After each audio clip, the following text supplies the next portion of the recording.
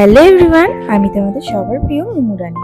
তো আজকের ব্লগটা সকাল থেকে শুরু করলাম। কোথায় যাচ্ছি, কি করছি করলাম জানতে হলে তোমাদের ফুল ব্লগটা দেখতে হবে।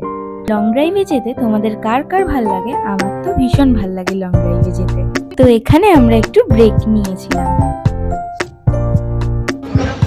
Good morning everyone. তো আমরা এখন তো এসেছি সরাইখানাতে চা খেতে। আমরা যাচ্ছি মায়াপুর। আমাদের চা খাওয়ার শেষে আমরা আবার গাড়িতে উঠে পড়েছিলাম আমাদের গন্তব্যে যাওয়ার জন্য।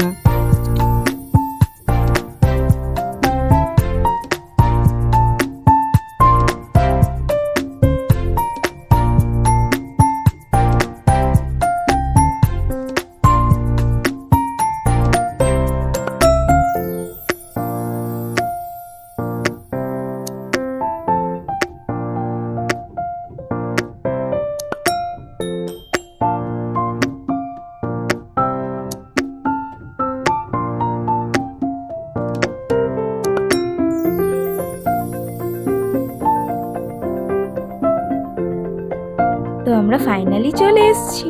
তো আমরা ছিলাম জগন্নাথ আলয়তে, সেটা মন্দির থেকে একটু দূরে।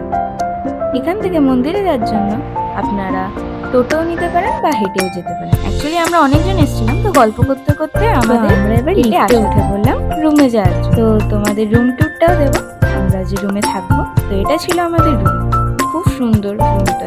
তো এখানে একটা ব্যালকনি ছিল, যে ব্যালকনি দিয়ে একটা সুন্দর ভিউ আসছিল। তোমাদের দেখাচ্ছি। দেখো, একটা মন্দিরের মতন বাড়ি আছে। অ্যাকচুয়ালি ওটা কিন্তু মন্দির না, ওটা একটা বাড়ি। এভরিওয়ান, আমরা এখন আছি মায়াপুরে। তো আজকে আমরা এসেছি। তো আজকে আমরা কি করব, কোথায় ঘুরবো, কি খাবো, তোমাদের এই ব্লগে সব দেখাবো। তো তোমরা ব্লগটা দেখতে থাকো আর কমেন্টে জানাবে ব্লগটা কেমন হয়েছে। ওই খেলনাটা পুকু এনেছিল, আর এই ডোরেমনটা আমার খুব পছন্দ হয়েছিল বলে এটা আমার কাছেই রেখেছিলাম। পুকু মার কোলে বসে আছে, এখন মামি ভাবছে কি করবে। তো এই করেই আমাদের এখন টাইমটা কাটছে।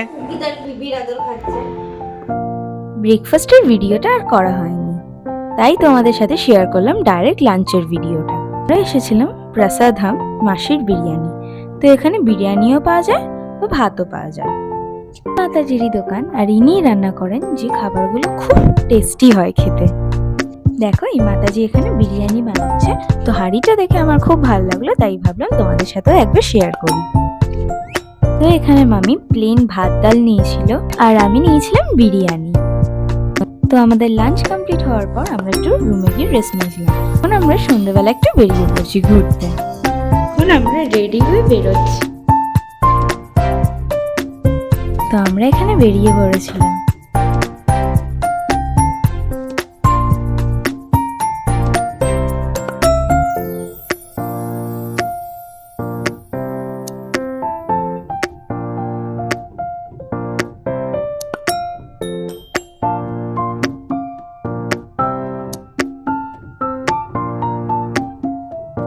তো আমরা এসেছিলাম একটা গোপী ড্রেসের দোকানে, যেখান থেকে আমি একটা গোপী ড্রেস নিয়েছিলাম।